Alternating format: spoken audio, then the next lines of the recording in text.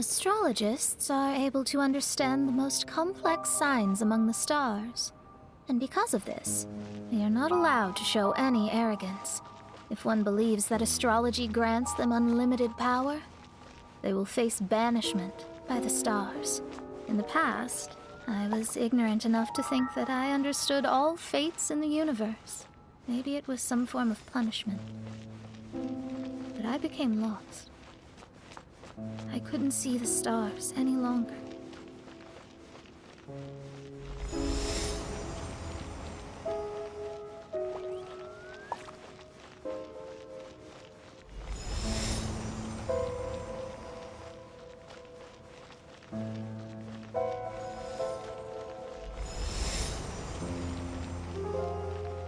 You should not get confused.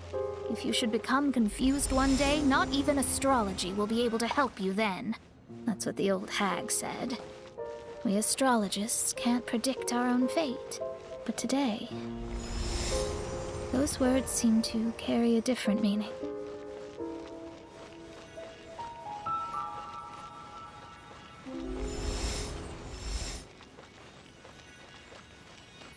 I understand now that people won't always follow a beacon's guiding light.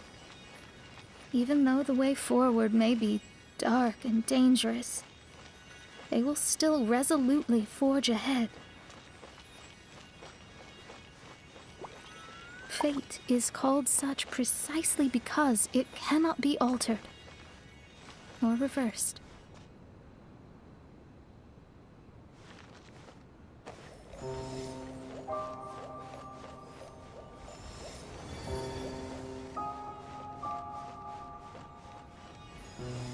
I understand the governing laws of the universe, and have glimpsed secrets between heaven and earth.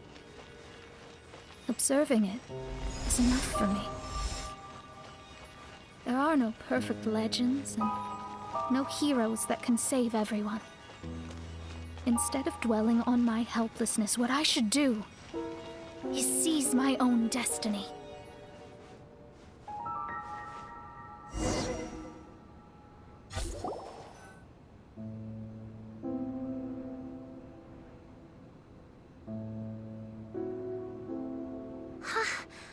What a magnificent view! Lady Magistus, I believe this is the firmest evidence yet of your immense genius. You truly are the greatest archmage in the history of the Immunokreich. Thank you. Although the Immunokreich really doesn't have that much of a history. Stars like diamonds and the moon like a pearl. This is the most brilliant night sky I've ever beheld. It's beautiful. To call up such a mirage, Mona must have a vast and boundless sea of stars in her heart.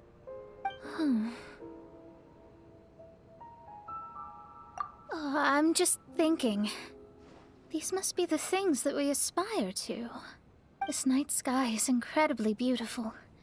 In fact, I might go so far as to say it's even more beautiful than what I usually see in divinations. All the stars are in their rightful place. This is definitely my mirage.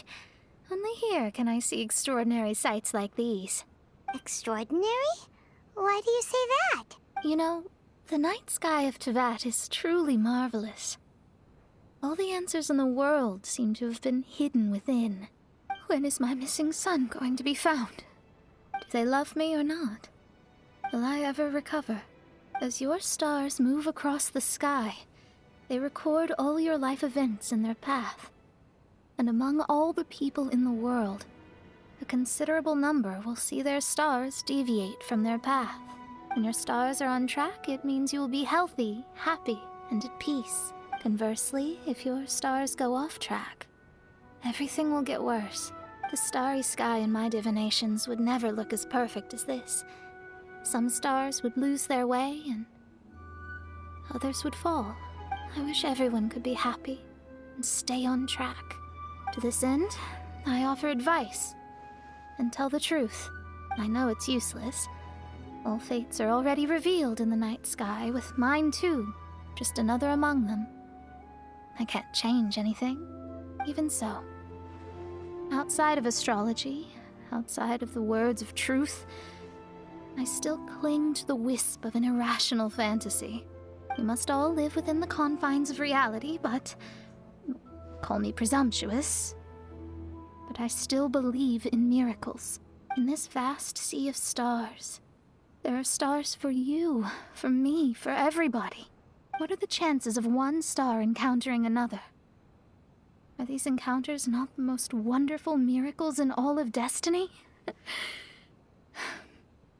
I don't know, but within Tevat, the stars in the sky will always have a place for us.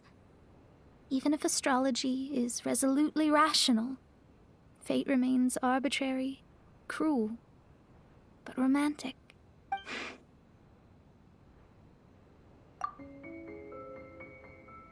I think I have figured out what those stars are hiding. Now I will seize my own destiny.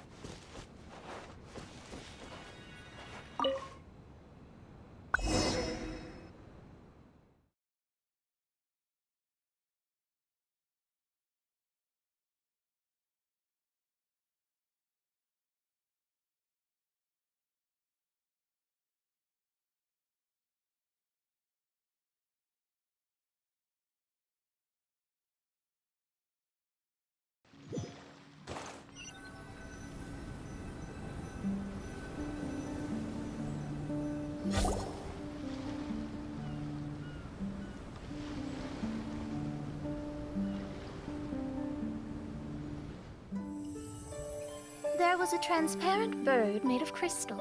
It was beautiful and fragile and could sing the most beautiful songs. But since mortals couldn't see it, they believed it to be a trick. How could a transparent bird possibly exist, let alone sing? When the bird heard that, it flapped its wings and flew across mountains and seas all the way to the night sky, where it turned into a star. Its brilliance was so dazzling that it illuminated everyone. It allowed all those that could see it to follow its light through the dark night, to sail through the seas under the guidance of the stars. It was born in wisdom, but trapped in ignorance. It has never voiced a complaint, for this is its destiny. Guiding people to see their destinies is the very meaning of its existence. We're back here again! So, are we completely out of the mirage? How strange. My mirage didn't contain any hints on the Tui or the machine. Does that mean they had nothing to do with these mirages after all? Or perhaps these mirages are a mere consequence and not part of a process at all? Paimon's lost! I mean, these mirages were not steps toward solving the mystery, but rather a direct effect of whatever's going on. Someone did something to bring the mirages into being. As they were just passive side products, it was natural that they couldn't provide us with any useful information. In other words, those mirages were only about ourselves. pure materializations of ourselves. Interesting. Everyone, maybe we should go back to where this whole thing began. During our first day on the island, the Traveler and I checked out the Fatui camp together. We found a strange machine there, as well as some disoriented Fatui. The researcher who spoke to us claimed that the machine was just a Fatui industrial invention. He even promised to not disturb us. Right! And the Cappy Cap guy looked half asleep the entire time. He kept talking nonsense. I wonder, is it possible that madness and mirages are two different outcomes of the machine's influence? If so, everything can be traced back to that damaged machine. Except for the difference in how it affects people. This, I believe, is caused by differences between the affected people themselves. Oh. When you put it that way, it is indeed difficult to distinguish dreams and hallucinations. So what you're saying is, the device affected us differently because we are different from the Fatui. Yes, and according to our observations over these past few days, I think the difference is that we all have stronger willpower. Yeah, I can get behind that. People with strong willpower will hallucinate instead of falling into madness. But those who break too easily can't maintain a stable mirage. In other words, we should go back to the Fatui camp and destroy that machine right away! No, it should be repaired rather than destroyed. What Main Fräulein means is that rashly destroying a machine we do not understand may lead to more serious consequences. It would be better to find a way to repair it first. Right. It pays to be cautious. If my guess is correct, that machine is capable of influencing the human brain. So we'd better tread carefully. So let's go now! There's no